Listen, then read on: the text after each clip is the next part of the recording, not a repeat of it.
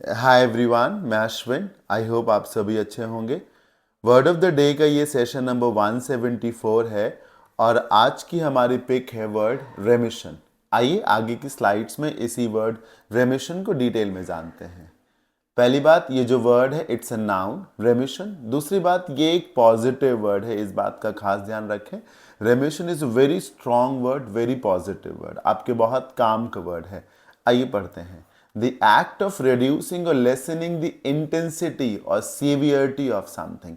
इसका मतलब है किसी चीज की गंभीरता को, उसके असर को, उसके इम्पैक्ट को कम करना, बहुत हद तक कम कर देना।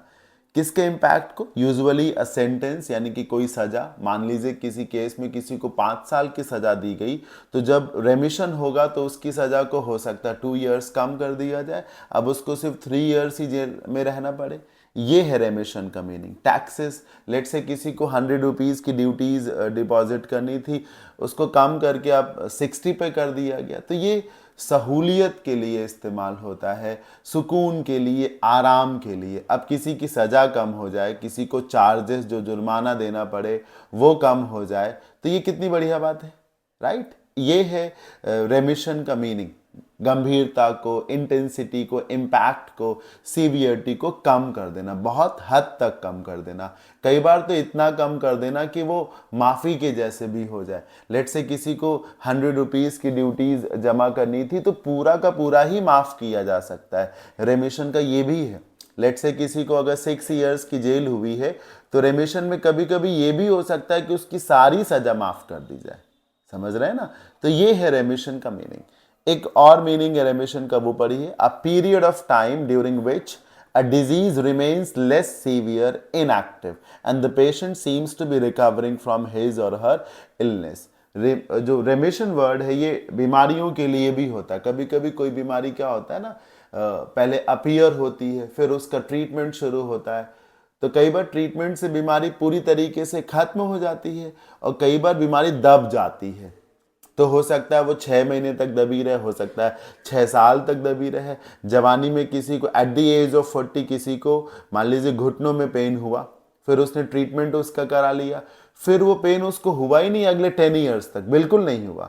फिर 10 इयर्स के बाद फिर से होना शुरू हुआ। तो ये जो 10 इयर्स थे बीच में, इस बीच में उसकी डिजीज जो है वो रेमिशन में रही, राइट।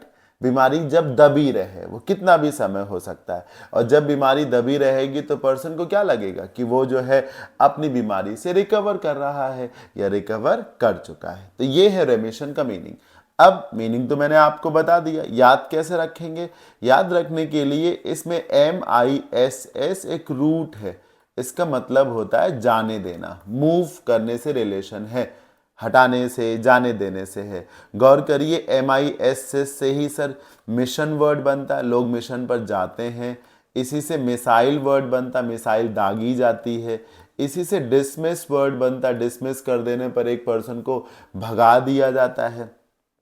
मिशन हो गया, मिसाइल हो गया, डिसमिस हो गया। आपने एक वर्ड एमिशन भी तो पढ़ा होगा हिंदी में, जिसको उत्सर्जन कहते हैं। उत्सर्जन में क्या होता है? जो गैसेज हैं वो रिलीज की जाती हैं, छोड़ी जाती हैं, दूर की जाती हैं।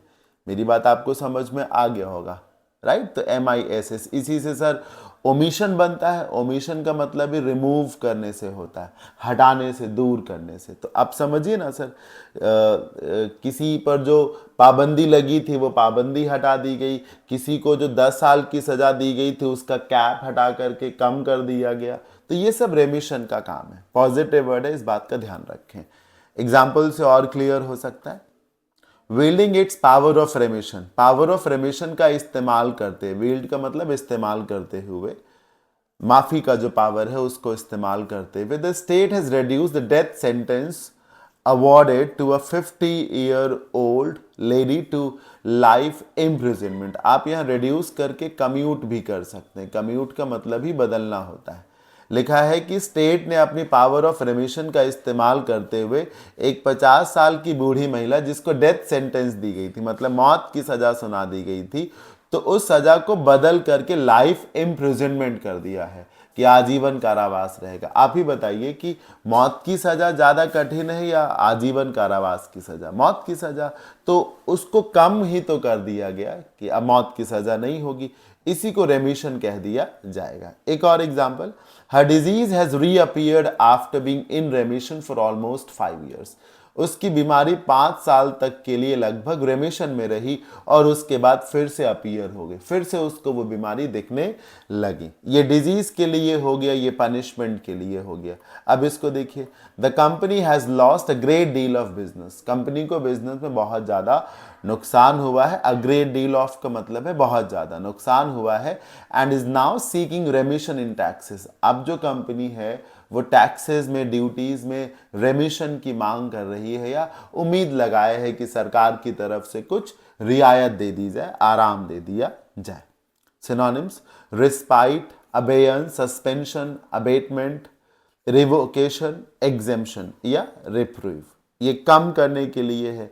फिर जब सजा की बात आएगी तो पार्डनिंग, अब माफ कर देना, अक्विटल, एब्सोल्यूशन या एग्जोनरेशन, रिहाई। इस वजह से रिहाई भी है कि किसी को 10 years की जेल दी गई, अब उसमें उसने 8 years जो है जेल में रह लिए, काट डाले, फिर 2 years का उसको रेमिशन मिल गया। तो जब 8 years वो जेल में रह लिया और 2 years का उसको रेमिशन मिल गया, तो वो 8 years के तुरंत बाद अब रिहा ही तो हो जाएगा। तो इसलिए रिहाई वाले शब्द भी आ गए। एंटोनिम्स में चीजों को और बढ़ाया जाएगा, जैसे कि वर्सनिंग है, एक्यूजेशन है, आरोप लगाया जाएगा, कंटिन्यूएशन किया जाएगा, चीजों को रोका नहीं जाएगा, उन्हें चलने दिया जाएगा, बढ़ाया जाएगा। तो ये था आज का वर्ड। मुझे उम्मीद है आप सबने जरूर इस वर्ड से बहुत सारा बेनिफिट लिया होगा। कैसा लगा ये सेशन मुझे जरूर बताइएगा। Thank you so much.